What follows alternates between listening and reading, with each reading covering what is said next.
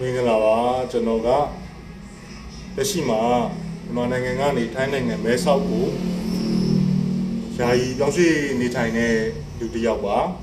ါဒီထိုင်းနိုင်ငံမဲဆောက်ကို2024ခုနှစ်မှာထွက်လာပြီးတော့ကျွန်တော်2025ဆိုရင်တော့တနေ့ရှိပြီပေါ့ဒီမှာကျွန်တော်ကြုံရတဲ့အခက်အခဲတွေထဲမှာဒီခုမမရဒီကံမရအသက်မပြောက်ပဲဖြစ်သွားတဲ့ကိစ္စလေးကိုကျွန်တော်ပြောပြချင်ပါတယ်ဒီမဲဆောက်မှာနေထိုင်တဲ့ညီကိုမောင်နှမမြန်မာမိတ်ဆွေတွေနေနဲ့လေစင်ကျင်လို့ရအောင်เนาะတတိဝတိနဲ့နေလို့ရအောင်ကျွန်တော်မျှဝေပေးချင်တာဖြစ်ပါတယ်ဒီမှာပေါ့เนาะကတော့ကျွန်တော်6တောင်းဒီမှာပါကျွန်တော်ပုံလေးနဲ့ပြပေးပါမယ်เนาะကျွန်တော်ရဲ့ privacy ကကျွန်တော်ရဲ့မျက်နှာကိုဝတ်ထားတာကိုတော့နားလဲပေးပါခင်ဗျာကျွန်တော်ရဲ့ privacy ရှိလို့ပ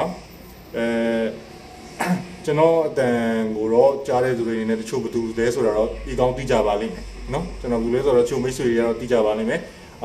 ကျွန်တော်ဘယ်သူလဲပါလဲဆိုတော့ရေးမကြည့်ပါဘူးကျွန်တော်ဘာဖြစ်လဲဆိုတဲ့ကိစ္စကိုကျွန်တော်ပြပြချင်တာပါကျွန်တော်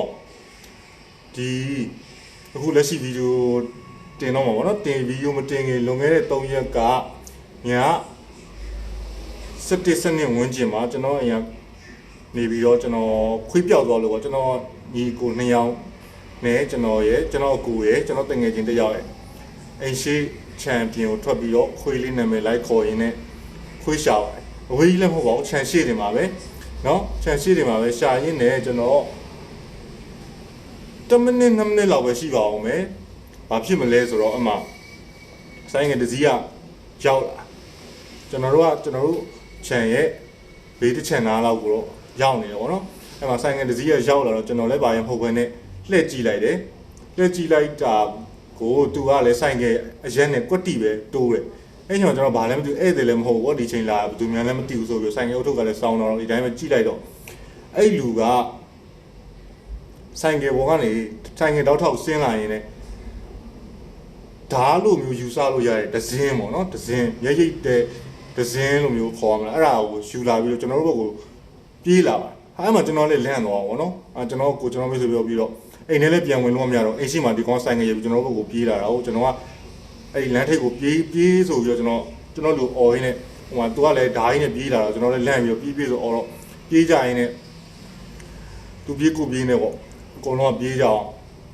ကျွန်တော်မိတ်ဆွေတို့ကဒီလောက်တလန်းစီပြေးကြရင်းနဲ့ချော်လေးလူကလည်းအဲ့ခြုံတော်တွေပြီးတော့မပြောတော့တွေကိုဖြိန်းနဲ့ဒဏ်ရာရတဲ့သူကကားကြားတွေကဝင်နေတော့ဝင်တယ်လို့ပြောကျွန်တော်ကတော့အဲ့ဒီနားမာတွေကိုကျွန်တော်ညာဘက်မျက်မှန်သမားဆိုတော့တော်ရုံသိမမြင်ရဘူး။ပြီးတော့ခဏကလည်းပိန်နေတဲ့ကြောင့်အမှကျွန်တော်ပြေးနေဘာဖြစ်လဲဆိုတော့အမှအဲ့ဒီကျွန်တော်ပြေးတဲ့မျက်နှာချင်းဆိုင်လမ်းကနေပဲဆိုင်ငယ်4စီး5စီးလောက်ကတခုံလုံးဝင်ချပြီးတော့ကျွန်တော်ဝိုင်းကျွန်တော်လည်းမှဖြစ်ချင်တော့ချော်လဲသွားတယ်။အဲ့မှကျွတ်သွားပြီ။ချော်လဲသွားပြီ။ချော်လဲသွားပြီဆိုတော့အမှကျွန်တော်ဆိုင်ငယ်နဲ့အကုန်လုံးဝိုင်းထားပြီ။နော်ဝိုင်းထားလိုက်ပြီ။ဘာမှမပြောဘဲနဲ့အကုန်လုံးကဆင်းပြီးတော့ကျွန်တော်တယောက်တစ်ချက်တည်းဝိုင်းရိုက်ရဗျာဝိုင်းရိုက်အဲ့ဒီခုနဒဇင်းကင်လာတဲ့တယောက်ကလည်းကျွန်တော်ခုတ်အခုဆိုလို့ရှိရင်ခေါင်းမှာခုတ်ကန်ရတဲ့ဒဏ်ရာ5ချက်ချုပ်ရပါတယ်လက်မှာ9ချက်ချုပ်ရပါတယ်ဒီပခုံးနောက်ဘက်ကအယိုးနည်းနည်းပေါ်တယ်ဘယ်နဲ့ချက်လဲတော့ကျွန်တော်မသိဘူးဒီကတော့အနာဆုံးမှာတော်တော်နာပါတယ်လက်တစ်ဖက်ဆိုကျွန်တော်ဒီလောက်ပဲမြောက်နိုင်တယ်အများကြီးမြောက်လို့မရဘူးเนาะအများကြီးမြောက်နိုင်အဲ့လိုဖြစ်တယ်ဖြစ်တော့ကျွန်တော်ထိုင်းလူတွေပြောပြီးတော့ဂျိုက်ကျွန်တော်ကလည်းတောင်းမယ်လေ sorry ဘာလို့ရိုက်တာလဲမြန်မာလို order ပေါ့နော်ပြီးတော့ကျွန်တော်အိမ်ကဒီမှာ this is my home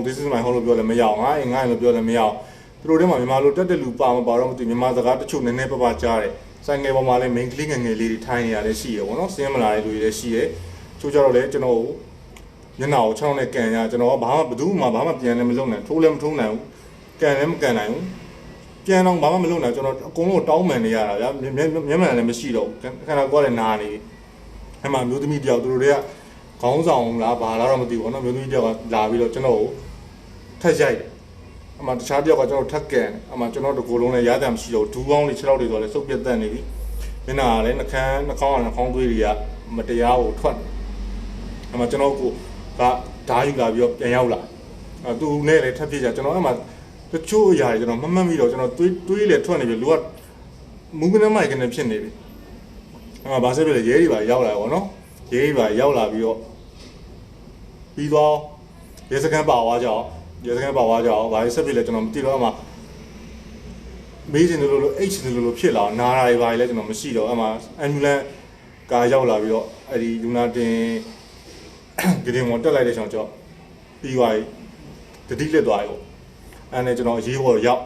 ရဲတွေပါရောက်လာမှုဖွင့်လာပါညာနဲ့ပြောကြမှာပေါ့ကျွန်တော်လည်းအဲ့ဒါမသိတော့ကျန်တဲ့ဟာတွေကကျွန်တော်တငယ်ချင်းတွေနဲ့ကျွန်တော်အခုနဲ့ကျန်တဲ့ကိစ္စတွေသူတို့ဆက်လုပ်ကြကျွန်တော်စိတ်ဝင်မှာပြောတော့လေတွေးလင်းလင်းနဲ့ရေးဖို့ခန်းထဲမှာဟိုချုပ်ဒီချုပ်ပေါ့နော်ကျွန်တော်လည်းနာလားမနာလားမသိတော့ကျွန်တော်အိပ်ပျော်သလိုလိုပါလို့ဖြစ်နေမနေ့4နာရီခွဲ5နာရီထိုးတော့အဲ့အချိန်ကျတော့မှကျွန်တော်ကိုစိတ်ဝင်ကနေပြန်ထုတ်ပေးပြီးတော့စိတ်ုံစင်းခိုင်းစင်းချင်းကျွန်တော်ကလည်းကိုမိတ်ဆွေကိုပေါ်လာတွေတွေ့တော့ပျော်တာပေါ့ချက်ချင်းတာပြီးတော့တွေးရကုံလုံးကုံတော့မသိဘူးလူကတော်တော်လေးကိုမူးကနေမိုက်ကနေဖြစ်နေဗျာမရမူးတယ်ဆိုတော့ကျွန်တော်တကယ်ချင်းကိုတွားပြီးတော့နားယူမှပဲအဆင်ပြေတယ်ကျွန်တော်ခုချိန်ထိ4ရက်ရှိပြီဘာမှကောင်းမွန်စားလို့တော့လို့မရသေးဘူးဒီကုံလုံးနဲ့ကြင်ထားဆိုနာနေရချိုရိုးတွေကလည်းအနာတွေကလည်းခုထိမကျက်သေးဘူးပေါ့နော်အဲ့လိုဖြစ်နေတယ်မရှိလို့ပြောချင်တာကကျွန်တော်အခုဆိုလို့ရှိရင်မသေးတာပဲကျွန်တော်နောက်ဆုံးကျွန်တော်ကိုယ်သာရောက်မလာဘူးရဲရဲရောက်မလာဘူးဆိုလို့ရှိရင်ကျွန်တော်အဲ့မှာဓာတ်နဲ့အပိုင်းမဲခုတ်အောင်မလားထိုးပြီးတော့ပဲတက်သွားဘာပဲလုပ်အောင်လဲအပြောက်ကိုလောက်တာတေးကြရပေါ့နော်အဲ့ဒါကြောင့်မရှိလို့နေနေမဲဆောက်မှာနေတဲ့မြန်မာဒီကုမောင်မားတွေနေနေမလိုအပ်ပဲညာဘက်ကိုလည်းပြင်ထွက်နေကိုအိမ်နာပတ်ဝန်းကျင်မှာတော့မှမောင်နာတွေကြောင်ကြတဲ့နေရာရှိလို့ရှိရင်မသွားပါနဲ့တယောက်တည်းလည်းမထွက်နဲ့ထွက်လို့ရှိရင်လည်းအပေါင်းဖုန်နဲ့သွားယောက်ျားလေးဆိုလို့ရှိရင်လည်း2ယောက်သောထောင်တောင်မှအနေရရမ်းများတယ်เนาะကျွန်တော်ဆိုလို့ရှိရင်3ယောက်ထွက်တာတော့မှကျွန်တော်ရဲ့ပုံစံဝယ်ကြည့်တော့အဲ့လိုမျိုးဖြစ်နေတာပေါ့เนาะအဲ့ဒါကြောင့်မိတ်ဆွေတို့လည်းတတိထားကြပါလို့